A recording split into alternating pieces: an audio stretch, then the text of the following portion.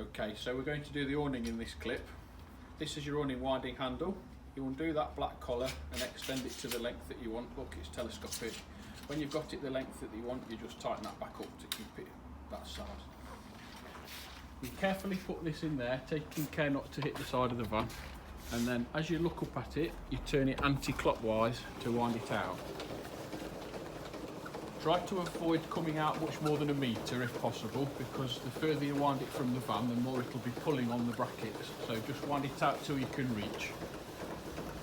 About there's fine. And then carefully take that out and put it on the floor so it can't scratch anything. And you come underneath and stand with your back to the van. These feet are spring loaded, so you push the right one to the right and the left one to the left, like that, look, to get them out. If you put your thumb in that slot, then you can stop it from sliding out the end so you don't lose control of it.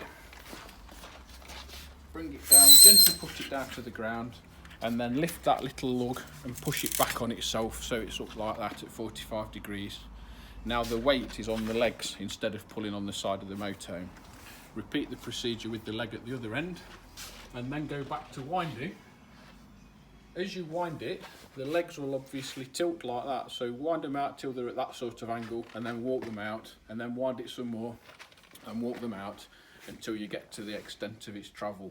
You know when it's come out fully because it'll suddenly go a bit limp in the middle as you wind it. So you just go back half a turn to pull it rigid again, and then secure the feet with a tent peg that comes with the van, just knocked in the grass, and that's out.